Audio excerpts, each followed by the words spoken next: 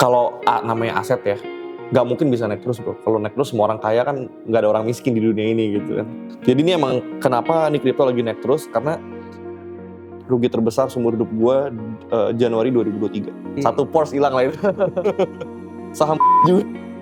Nggak semua orang suka luxurious things. Tapi menurut gue semua orang harus mencoba. Karena bisa jadi lu suka, bisa jadi lu enggak gitu kan setelah coba. Tapi kalau orang yang ngomong kayak, oh gue gak suka mobil A, padahal lu beli aja gak pernah, lu mampu aja belum.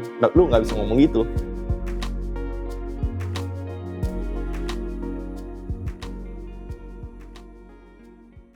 Hi all, welcome back to another episode of JJ Talks. And with me, Brian from JJ Times. Hari ini kita lagi main ke rumah seorang entrepreneur, investor, dan juga influencer. Halo Bro David. Hai bro, salam kenal. Belum kita ngobrol lebih lanjut, kayaknya kita langsung awal main games dulu deh. Boleh, kenal. gas. Kita times battle. Jadi ada beberapa pilihan jam tangan, gue kasih lihat lu 2. Oke. Terus lu pilih, lu lebih suka yang mana? Oke, siap. Jadi untuk pertama, Zenith dan Grand Seiko. Lu lebih pilih mana? Oh, Zenith dong, jelas. Lu punya ya? Ada gue Zenith. Oh iya. Bukan model ini. Jadi Zenith itu memang brand yang udah lumayan lama ya. Iya. Jadi buat yang nggak tahu tuh, zaman dulu tuh sebenarnya Rolex nggak bisa bikin mesin chronograph. Iya. Terus makanya Daytona yang dulu tuh pakai mesinnya Zenith. Jadi Zenith ini watchmaker yang udah dari lama banget lah. Oke, even lebih tua daripada Rolex. Lebih tua. Wow. Lalu untuk berikutnya ada 2 pilihan lagi nih. Jadi di sini ada Omega Speedmaster atau Tudor Black Bay. Oke, jelas. Speedy. Speedmaster. Di OG1. Dia memang tadi udah sempat ngobrol, emang jam pertamanya Omega ternyata. Nah untuk terakhir deh, sekarang kita ada Patek nih. Patek, Nautilus atau AP Chronograph Perpetual Calendar. Rada susah ya. Gue demen AP, cuma ya gue pilih AP deh. Lu pilih. Walaupun Patek lebih mahal, tapi ini menurut gue lebih beda seni, lebih kompleks. Tapi kan emang ya beli jam gak harus yang paling mahal ya. Iya, yang tapi yang kita suka lah. Bukan buat nunjukin seberapa kaya kita juga. Maksudnya buat showing ya art dan interest kita juga sebenarnya kan. Jadi gue pilih AP.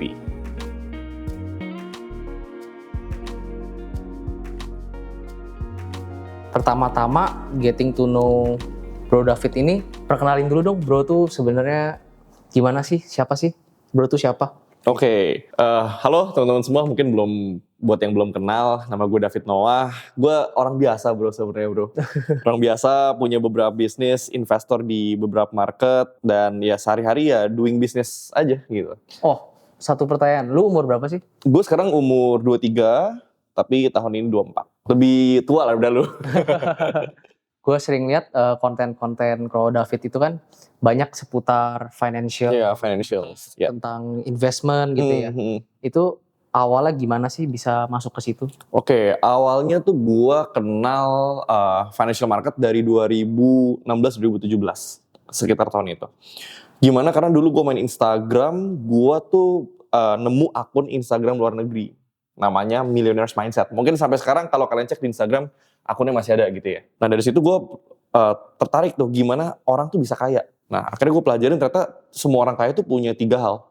Mereka punya bisnis, mereka punya properti, mereka punya saham. Dan buat gue anak muda saat itu, mungkin kalau properti kan butuh modal besar. Gue gak punya duit buat beli properti gitu kan. Jadi yang paling barrier to entry-nya paling rendah, ya yang gue pelajarin adalah bisnis dan saham. Nah dari situlah pertama kali gue mengenal yang namanya saham dan masuk ke dunia financial market.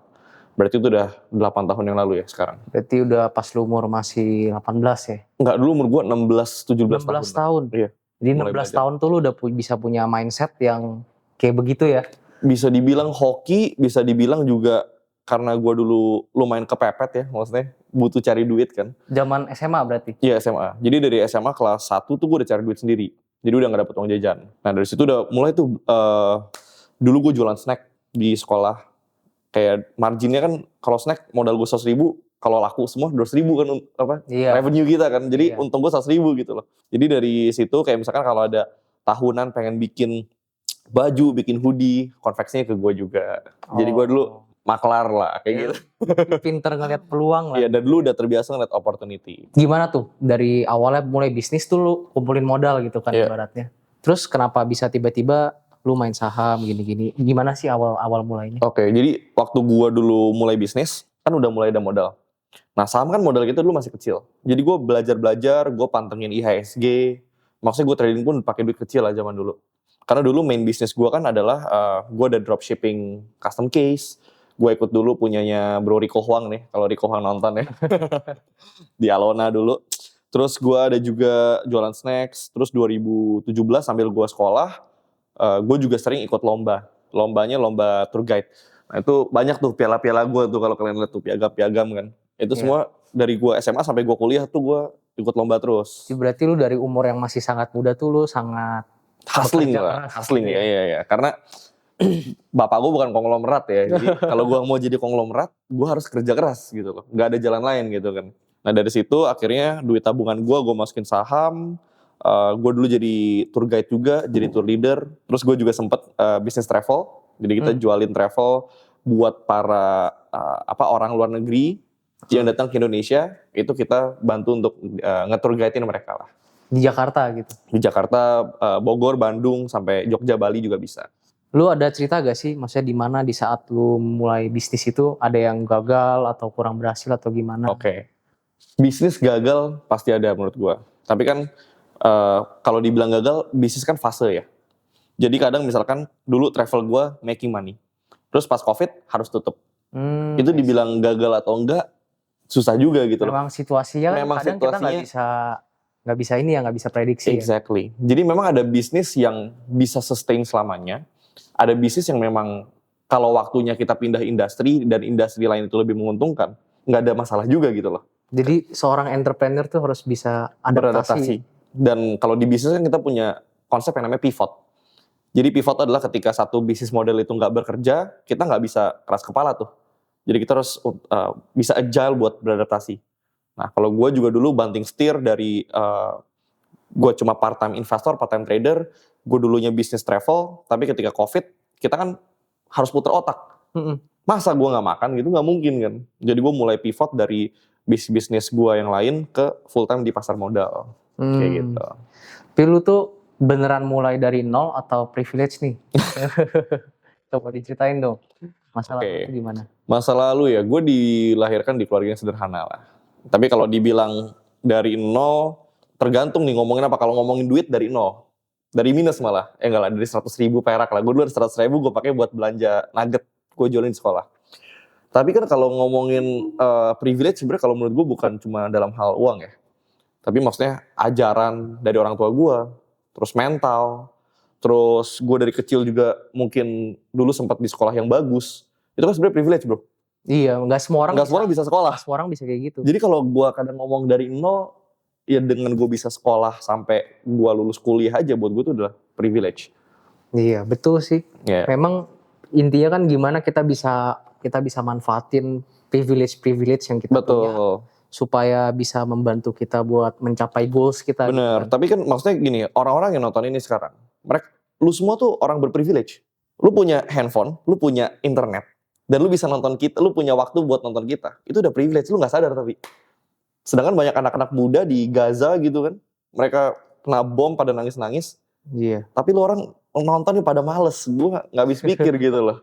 Jadi lu gimana sih lu bisa manfaatin privilege yang lu punya itu? Oke.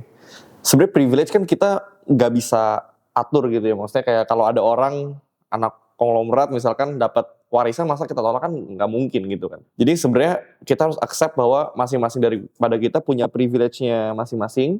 Yang terpenting sebenarnya bukan seberapa banyak resources yang kita punya, tapi seberapa kita tuh punya resourcefulness gitu loh. Jadi bagaimana kita memanfaatkan apa yang ada di tangan kita tuh lebih penting daripada apa yang kita punya sebenarnya. Karena kan tiap orang juga kapasitasnya pasti beda-beda ya. Bener. Jadi kadang misalkan gini, lu dikasih warisan sama bapak lu misalkan 10M gitu kan. Tapi orang-orang yang gak ngerti, dia pakai buat judi, dia pakai buat apapun kan ujungnya habis juga. Tapi kalaupun lu misalkan dari bapak gue dapat misalkan cuma 10 juta, tapi gue pinter, gue gulung terus, 5 tahun gue bisa punya 10M. Jadi menurut gue privilege itu cuma sebagai head start di awal. Kayak misalkan gue punya privilege, bapak gue kenal orang di orang dalam sebuah perusahaan. Mungkin pas masuk gue bisa dapat privilege. Tapi kalau gue kerjanya berantakan, ujungnya gue dipecat juga kan. Iya betul. Jadi survive juga. nggak ada gunanya lu punya privilege kalau lu nggak punya skill. Kayak gitu. Nah terus gue kan lihat-lihat lu kan aktif banget ya di sosial media ya, di TikTok, di Instagram. Ya. Terus tadi gue juga ada penghargaan TikTok juga nih. Oh iya, zaman dulu itu dari zaman Zaman dulu. dulu ya. Iya. Lu kenapa sih bisa awalnya kepikiran oh gue mau masuk sosmed gitu? Oke. Sebenarnya awalnya iseng-iseng aja sih, Bro. Jadi dari dulu kan gue emang udah di financial market. 2020, 2021 gue ngeliat kayak tiba-tiba kok semua orang ngomongin saham gitu kan. Terus makin lama omongannya tuh makin ngaco gitu loh. Jadi banyak yang ngaco-ngaco lah ilmu-ilmunya. Terus dari situ akhirnya gue mulai edukasi di TikTok. Gue iseng bikin konten gitu kan. Yang ngaco-ngaco gue sikat semua gitu loh. Kayak dulu pada trading saham gorengan gitu kan. Waktu lagi naik-naik lagi tinggi-tinggi tuh. Gue bilang, lu orang-orang yang beli tuh bodoh gak ngerti apa-apa gitu loh. Harusnya lu sekarang jual. Nah terus waktu gue ngomong gitu, 2 bulan kemudian semua saham yang gue omongin beneran turun drastis. Jadi gue being contrarian tuh. Ketika orang pada beli justru gue suruh orang jual. Gue bilang lu jual, lu switching ke sini gitu loh. Gue bikin konten, gak tau kenapa bro, tiba-tiba sebulan followers gue 100.000. Naiknya cepet banget ya? Naiknya cepet banget. Sedangkan gue mikir kan, kenapa bisa, gue juga gak tahu gitu loh. Buat informasi kalian, gue bukan full time influencer by the way. Kita bisnisnya banyak tuh, editor gue tahu sendiri kalau sehari-hari gue ngapain gitu kan. Tapi di sela-sela waktu gue sempetin buat bikin konten, pertama karena gue suka sharing. Dan yang kedua, menurut gue ada di social media juga ada benefitnya lah ke bisnis kita. Karena kan sekarang bisnis is all about attention, is all about exposure kan. Iya. Jadi kita punya tim jago banget, kita punya bisnis model yang bagus, dengan exposure dari gue, orang-orang jadi kenal bisnis-bisnis yang gue punya juga. Jadi menjadi salah satu channel buat marketing bisnis lu atau kayak diri lu gitu? Iya, sebenarnya yang pertama hobi dan yang kedua hobi yang dibayar kan gak ada salahnya gitu kan. Berarti hobi lu tuh edukasi orang gitu? Iya, kalau gue sih lebih suka ngomong gini, I create content for me. Lu gue invite buat nonton. Kalau lu nggak nonton juga terserah lu, gue nggak peduli gitu loh. Gue nggak dapet duit dari endorse. Lu bertanya sama orang yang kenal gue ya, duit gue dari endorse tuh berapa? Kecil banget gitu kan. Jadi ya doing it for fun aja sebenarnya. Oh iya bro, kalau misalkan gue lihat dari Instagram lu, di bio lu tuh ada Fortis Fortuna Capital sama Growth Hacker. Nah itu tuh apa sih? Boleh ceritain dikit? Oke, jadi Fortis Fortuna Capital itu basically kita private investment firm. Dimana gue udah invest ke private company sama kita invest ke public company. Nah ini semua fund dari fund personal gue. Jadi kita nggak ada terima duit dari luar sepeser pun. Karena basic gue di capital market, gue bertahun-tahun nge-compounding duit gue. Suddenly ya gue punya sebagian uang yang maksudnya bisa gue investasiin kemana-mana. Jadi dari awal di pasar saham, sekarang pasar saham Indo, diversified ke US market, ke forex market, ke crypto market, sama ke private market. Private market kita baru akuisisi, bukan baru lah, udah beberapa tahun terakhir kita ada akuisisi beberapa perusahaan. Kita ada branding and visual identity house namanya Social Ape. Kita ada distress asset and commodity trading company namanya Zenith. Sama kita ada bikin entrepreneurial media namanya Growth Hacker bareng Vocative. Ya, jadi mostly di private market kita mainnya kayak gitu lah. Berarti lu invest ke bisnis yang membutuhkan capital gitu ibaratnya? Kalau gua lebih invest ke orang yang gua pikir cocok buat gua jadiin partner. Jadi ketika gua ngeliat sebuah bisnis, gua nggak terlalu ngeliat angkanya sih.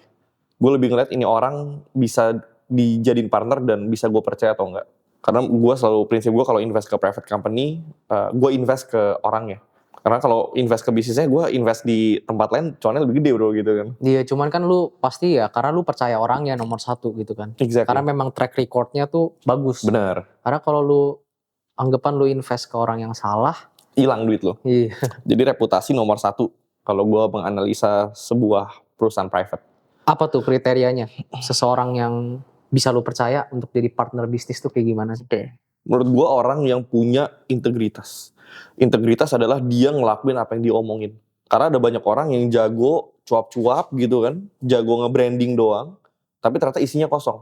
Nah sebenarnya orang-orang kayak gitu kalau kita udah terbiasa ketemu orang. Kita dengan sekali ngeliat, gue udah bisa tahu nih. Oh ini orang ngomong doang. Atau ini orang emang beneran ada isinya gitu. Pengalaman ketemu ribuan orang, jam terbang itu yang bantu gue untuk menganalisa apakah ini partner yang cocok buat gue jadiin partner bisnis atau enggak gitu. Tadi kan lu bilang lu banyak involved di capital market. Lu ada main saham Indo, saham US, dan gue sempat lihat IG lu. Tadi lu ada rekomen saham Visa ya.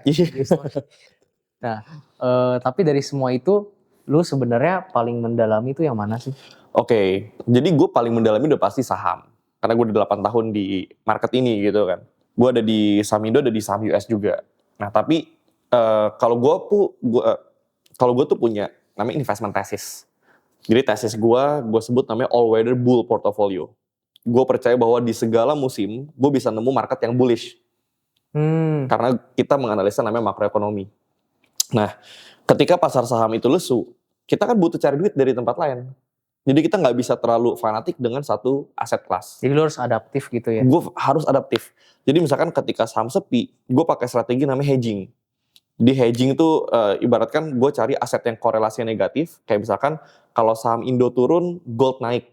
Gue pindahin duit gue dari saham Indo ke gold.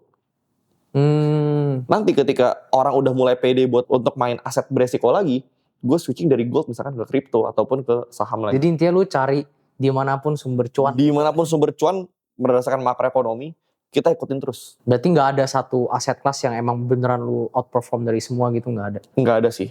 Kadang saham outperforming semua jenis market. Misalkan kadang saham outperform crypto, outperform gold, kadang gold outperform saham, kadang crypto outperform semuanya. Nggak ada yang benar-benar permanen gitu loh. Semuanya cycle. Crypto kan 2021 sempat naik tinggi terus hancur kan? Iya. Nah, kebanyakan orang lupa ketika crypto lagi naik. Akan ada masanya crypto turun. Tapi di saat turun juga akan ada masanya dia naik. Betul. Tapi kan gak banyak orang yang ngerti cara mainnya. Tapi kan biasanya ketika saham turun misalkan sampai dia balik naik itu butuh 2 tahun. Masa lu 2 tahun nggak makan bro? Iya benar. Ya kita harus cari cara untuk opportunity di mana di tempat lain adanya gitu. Tapi apa sih faktor terbesar yang kayak yang bikin lu kayak oh ini musimnya ini nih gitu? Ya, yang pertama inflasi, yang kedua economic growth. Gimana tuh? Kalau inflasi berarti jadi di saat harga naik misalkan harga-harga naik. Ketika misalkan inflasi tinggi, yang dilakukan oleh para bank sentral itu naikin suku bunga untuk nahan laju inflasi supaya nggak terlalu tinggi. Nah itu ngebikin orang ngerem karena ketika suku bunga naik, likuiditas menurun. Jadi duit-duit yang ada di financial market itu pasti ketarik keluar. Iya, banyak yang saving gitu ya. Iya, dan yang kita nggak boleh lupa 80% dari ekonomi itu dibangun dari hutang. Dan yang mengatur perputaran uang atau perputaran hutang adalah suku bunga. Jadi cheat sheet-nya buat kalian nonton adalah ketika suku bunga tinggi, biasanya orang tahan-tahan untuk beli aset beresiko. Tapi ketika suku bunga itu rendah, orang lebih agresif masuk ke aset beresiko. Jadi ibaratnya mendingan di-spend duitnya daripada ditaruh di bank gitu ya? Kalau gue ngeliat fenomenanya, ketika misalkan suku bunga tinggi, berarti kan bunga deposito naik. Karena bank mengikuti suku bunga. Nah biasanya orang pindahin duitnya dari aset beresiko ke gold, ke deposito. Karena nggak perlu yang beresiko aja udah naik gitu ya ibaratnya. Bener, karena mereka dapat bunga yang lebih tinggi ketika suku bunga naik. Tapi ketika suku bunga turun, kan orang yang taruh di deposito jadi nggak atraktif. Masa bunganya cuma 2% setahun kan rugi gitu kan. Iya. Makanya mereka cari alternatif di tempat lain yang bisa ngasih return lebih tinggi. Tapi memang kayak kalau gua kan jual beli jam tangan ya. Memang faktor-faktor kayak gitu tuh juga pengaruh banget ya. Pengaruh banget. Memang ke spending dari segi spending powernya mereka. Di saat orang berani beli, orang nggak berani beli. Iya, karena kan sebenarnya kalau spending power kan sebelum orang spending mereka harus punya earnings power dulu kan. Nah biasanya ketika suku bunga rendah, saham naik, kripto naik, penghasilan orang naik dari bisnis kan, otomatis semuanya muter tuh. Semuanya ikutan naik gitu ya. Makanya ketika misalkan saham dan kripto naiknya bareng, pasti jam harga naik. Iya, ya pasti. 2021 gitu. Iya, semua pasti naik kalau kayak gitu. Jadi memang harus ngerti how the economy works ya sebenarnya. Yes, betul. Penjual jam juga harus ngerti dong kalau gitu. Harus ngerti. Harus bisa lihat situasi. Iya, sama. Kalau misalkan barang banyak masuk, tapi misalkan ekonominya lagi jelek ya kan kita harus tahan-tahan. Iya, gitu. iya. Kita harus lihat situasi lah, harus bisa prediksi gitu. Nah belakangan ini kan kripto tuh lagi naik banyak. Lagi bullish banget ya. Iya. Nah menurut lo ini beneran bisa naik terus atau gimana sih? Sewaktu-waktu bisa turun kayak pas itu. Dan lu sendiri ada masuk gak? Kalau namanya aset ya, gak mungkin bisa naik terus bro. Kalau naik terus semua orang kaya kan gak ada orang miskin di dunia ini gitu kan. Jadi ini emang kenapa nih kripto lagi naik terus, karena ini the first institutional participation. Jadi ada beberapa perusahaan fund manager besar, mereka keluarin ETF, Jadi para boomers yang mungkin mereka tadinya cuma invest di properti, mereka bisa masuk ke crypto lewat fund yang dikeluarin sama perusahaan besar, contoh BlackRock gitu ya. Nah, fund dari ETF inilah yang ngebikin harga kripto tuh bergerak naiknya kencang banget. Karena dana yang masuk berat, Iya, karena besar gitu ya. the first adoption untuk para orang-orang tua gitu loh, untuk para fund-fund besar. Kan kalau dulu yang gerakin ya retail kayak kita aja gitu kan. Kayak uang kecil, sekarang uang institusi Uang masuk. institusi masuk, itu yang bikin naik. Cuma ya kita harus jangan lupa juga bahwa nggak ada sesuatu yang sifatnya permanen. Jadi suatu kenaikan, ketika cycle-nya selesai, akan ada orang-orang yang telat masuk dan cuci piring. Cuci piring itu maksudnya adalah mereka yang beli di atas, beli di pucuk, kayak gitu kan. Nah, itu harus hati-hati. Kalau ditanya gue sekarang pegang kripto atau enggak, gue pegang kripto, tapi mungkin ya sekarang cuma 15-20% dari total portofolio gue. Jadi menurut lu kita perlu perhatiin apa aja sih kalau misalkan invest di kripto? Dari segi teknikalnya, money flow-nya, atau apa sih yang paling krusial sebenarnya? Ya, kalau gue ngeliat dari kripto sebenarnya narasi sih. Ada narasi apa di setiap koin atau token-tokennya gitu loh. Dan karena kalau di kripto itu marketnya juga lumayan efisien, jadi ketika kita menggunakan technical analysis juga bisa kepake. Jadi basically ya kita harus ngelihat dulu kalau misalkan fundamental kripto kan kita ngelihat ini projectnya sebenarnya apa, dibikin sama siapa, community-nya seberapa kuat gitu kan. Lalu future growth dari project itu seperti apa. Nah itu bagaimana cara kita menganalisa suatu project. Jadi lebih ke analisa fundamentalnya ya? Kayak fundamental, technical, dan itu gue cerita tadi, narasi. Kayak misalkan kemarin yang kencang apa, AI kan. Iya. Nah kira-kira ada nggak token-token yang untuk nge-funding project AI? Ada aja gitu loh. Kalau dari dunia investasi ini nih, bro paling besar pernah gain itu kapan dan loss itu kapan sih? Kan pasti ada ruginya juga dong. Kalau dibilang dari satu aset lah ya? Apapun lah. Oke. Paling gede dan rugi paling gede dua-dua dari saham. Jadi di kapan boleh di 2022 di saham Bumi itu gain terbesar seumur hidup. Angkanya lumayan lah, satu rumah lah. 2023 Januari rugi terbesar. 2023, berarti habis untung besar langsung rugi besar? Langsung. Untung besar itu bulan Agustus sampai November lah 2022. Rugi terbesar seumur hidup gue Januari 2023. Angkanya ya miliar juga lah. Hilang satu apa ya? Satu Porsche hilang lah itu. Ruginya di saham. Saham Bumi juga. Oh, Bumi. Jadi dapat gede dari Bumi, hilang dari Bumi juga. Nah itu pelajaran kan, kadang-kadang kita nggak tahu. Punya namanya wishful thinking. Dan menurut lu kesalahan lu tuh waktu itu tuh apa sih, kenapa lu bisa sampai loss gitu? Iya, kesalahan gue pertama overconfidence sih. Pelajaran terbesar itu bukan ketika kita menang, tapi ketika kita kalah. Karena ketika kita menang kita sombong, jumawa kan. Iya. Wah, gue bisa untung gede, I'm on top of the world gitu kan. Gue dewa nih, gue gak mungkin salah nih gitu kan. Dan ketika confidence kita naik, gue masukin portion size yang salah. Kayak misalkan harusnya gue masukin 3, gue masukin 7 misalkan. Itu kan ngebikin toleransi resiko gue nge-stretch gitu kan. Jadi lebar gitu loh. Nah, karena toleransi resikonya melebar, akhirnya gue taking risk yang lebih besar daripada apa yang seharusnya gue take. Makanya kalau di investasi nggak boleh overconfidence. Sama sih kayak jam tangan ya. Iya kan. Kalau kita kemarin itu pas tahun 2021 banyak orang ngestok nggak? Banyak, memang harganya tuh naik terus. Iya. Harga naik terus, naik. Covid, border tutup, barang nggak bisa masuk, supply terbatas. Iya. Akhirnya harga naik terus. Oke. Tapi ada di satu sisi harga tiba-tiba anjlok. Nah kan walaupun kita ada untung gitu pas di saat di harga naik, tapi pas harga jatuh, ya mau nggak mau kita harus cut loss gitu. Oke. Dan lu pernah cut loss? Pernah, karena kalau misalkan kita di saat itu nggak cut loss, kan kita jual nggak sesuai marketnya dong. Kalau kita jualnya mau lebih tinggi, ya nggak ada yang beli gitu. I see. Jadinya nggak ada cash flow. Oke. Jadi mau nggak mau kita harus bisa ikutin marketnya. Kayak Patek juga turun jauh ya waktu itu ya? Iya. Oke, sekarang gue pengen ngomongin lifestyle-nya Bro David nih.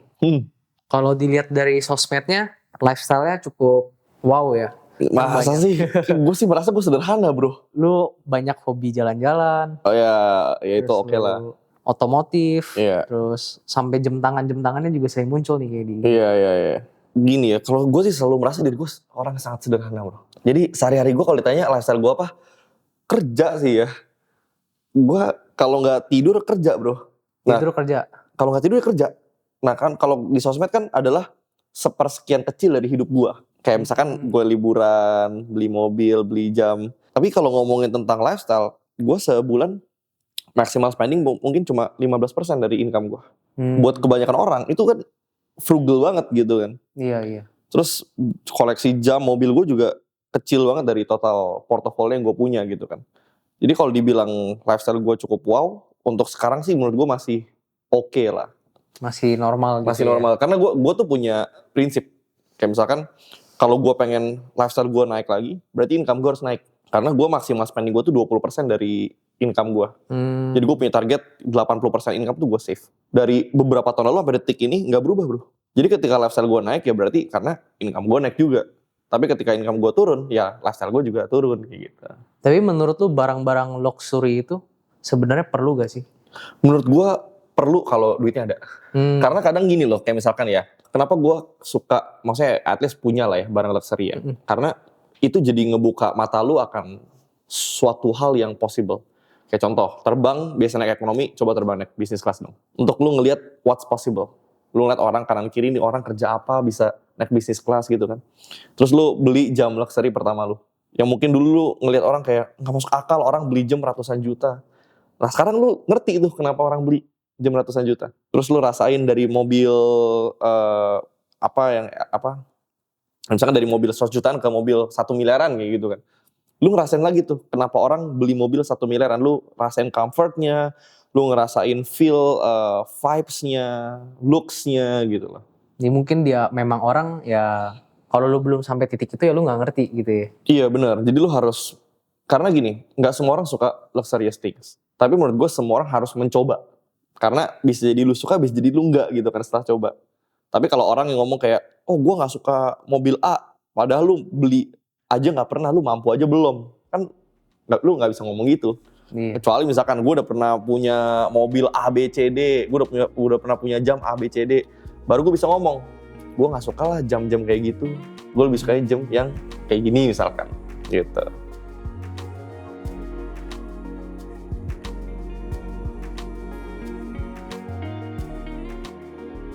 Nah, ngomong-ngomong tentang barang luxury, awal mula Bro David suka jam tangan itu dari mana sih? Gue tuh sebenarnya dari 2017 ada satu jam impian gue yang emang gue suka banget. Jadi ini jam nggak gitu mahal, tapi menurut gue historinya keren banget. Jamnya adalah Omega Speedmaster Moonwatch. Dan Omeganya sekarang ada. Iya, kebetulan ada di sini nih. Ini jam pertama yang dulu gue beli. Sebenarnya ini stainless steel, cuma gue ganti biar looks-nya lebih casual aja. Ini Omega Speedmaster OG ya? OG. Ini gue justru pilihnya yang Hasselite, bukan yang Sapphire. Gara-gara the first watch worn on the moon itu pakai model Hasselite, bukan Sapphire. Iya benar. Walaupun Sapphire itu nggak bisa scratch, kayak Rolex kan nggak bisa scratch kan. Dan ini bisa scratch. Tapi menurut gue vintage story-nya tuh yang bikin jam ini menarik. Karena kalau gue pengen Sapphire ngapain gue beli Omega, gue beli aja jam-jam lain gitu kan. Iya. Nah tapi sejarahnya lah yang ngebuat gue cinta sama jam ini gitu. Jadi gue beli jam ini dulu di retail lah ya. Retail gue dapat barang dari Omega Surabaya. Gara-gara waktu itu kan gue dari 2017 gue udah pengen. Dan kebetulan di momen itu saham-saham gue lagi naik tinggi lah. Jadi gue kebetulan ada beli satu saham dan kenaikan untungnya tuh cukup buat beli Omega ini. Jadi gue anggap ini sebagai jam gratis dari Tuhan. Oh gitu ya. Kayak gitu. Jadi sampai detik ini tuh gue masih, ketika gue ngeliat jam ini ya gue ngeliat momen-momen dimana di masa itu gue lagi dapetin duit yang banyak banget dari pasar saham.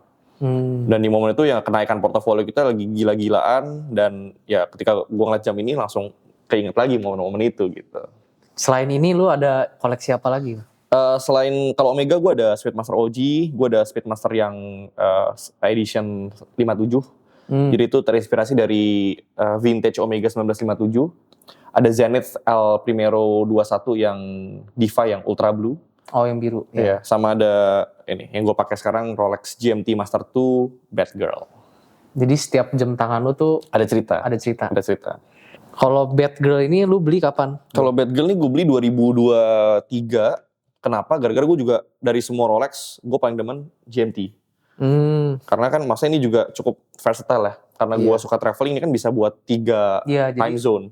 buat yang nggak tahu, kalau GMT itu kalian bisa lihat waktu di 3 kota berbeda. Iya, 3 kota berbeda bisa disetting. Dan ini kan juga diciptain kan untuk pilotnya PNM dulu kan. Jadi Iya. untuk orang traveling. Nah jadi di momen itu gue emang lagi suka traveling dan ya akhirnya gue beli supaya ketika gue pindah-pindah negara, gue nggak perlu ribet-ribet setting kayak gitu. Ada gak sih jam tangan yang lu masih incer di luar sana gitu? Oh pasti ada dong.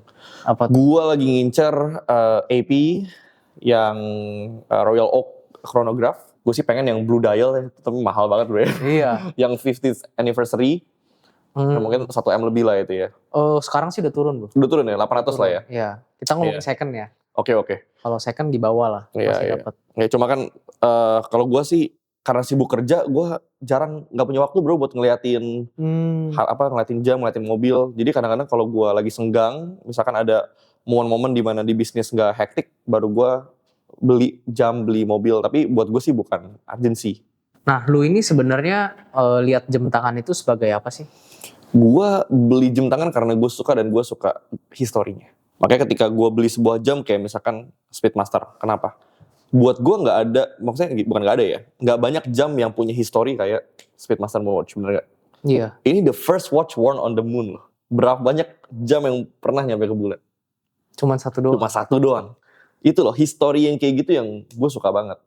Jadi ketika gue beli jam, kayak misalkan beli Rolex gini juga, gue bahkan nggak tahu bro sekarang market price berapa gitu. Ya beli karena enjoy pakai aja. Iya, Karena kalau gue mau investasi, ya gue bisa investasi dimanapun yang dapat return lebih gede gitu kan. Iya, lu rasakan, lu kan basicnya kan di capital market. Capital market. Kalau benar. memang tujuan belinya buat investasi, pasti lu ada bidang yang lu lebih kuasai Iya. gitu. Tapi pun kalau gue beli jam, gue juga ngecek valuasi dikit lah. Maksudnya harga wajarnya itu di berapa. Jadi ketika jam lagi mahal-mahalnya, gue gak mau beli. Tapi kalau sekarang kan udah turun dan stabil kan. Iya. Nah, mungkin sekarang waktunya gue tambah koleksi gue lah. Boleh tuh nanti Ntar gue kontak lu ya. kontak. Kontak juragan jam. Oke, kalau gitu terakhir nih sebelum kita tutup sesi Oke. kali ini, lu ada advice gak sih buat orang-orang di luar sana yang seputar dunia keuangan, bisnis ataupun investasi dari pengalaman lu? Oke. Advice buat orang-orang di luar lah ya. Kalau advice dari gue sebenarnya lumayan simple bro ya. Jadi apapun yang kita kerjain harus punya satu hal namanya fokus. Karena kalau kebanyakan orang tuh gagal karena mereka tuh bajing loncat.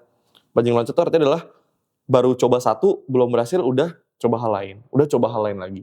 Jadi mereka nggak punya expertise di satu bidang. Nah kalau menurut gue, lu harus fokus dulu di satu tempat. Kayak dulu gue jadi tour guide, gue fokus jadi tour guide. Gue belajar tentang komunikasi, tentang marketing, tentang sales, kayak gitu kan. Nah, kalaupun gue harus berpindah profesi dari tour guide jadi seorang investor, jadi seorang entrepreneur, tapi kan skill set gue dari dulu nggak hilang. Jadi kalau dibilang gue mulai sebagai entrepreneur dari nol, enggak. Karena skill set dari gue zaman kerja dulu, kepake juga di dunia entrepreneurship. Kita terus fokus untuk ngembangin skill set yang kita punya. Jadi harus always hungry, jangan pernah merasa pinter, stay hungry, stay foolish, tuh kata Steve Jobs. Sama maybe gue punya satu statement yang gue selalu pakai dan itu juga nama company gue. Fortis Fortuna Adiuvat. Itu bahasa Latin artinya adalah fortune favors the bold. Kekayaan berpihak pada orang-orang pemberani. Kalau lu nggak berani untuk ambil resiko, lu nggak berani buat belajar, lu nggak berani buat coba hal baru, ya lu nggak akan bisa growing dalam hidup. Jadi lu akan selamanya jadi orang yang gitu-gitu aja. Oke, thank you banget Bro David ya untuk advice-nya dan juga udah spend time bareng kita nih kali Thank you, ini guys. podcast ini di rumahnya Bro David loh. Thank you Brian dan teman-teman semua udah nonton. Sukses selalu. Thank you, lu juga ya. Yuk. Yuk.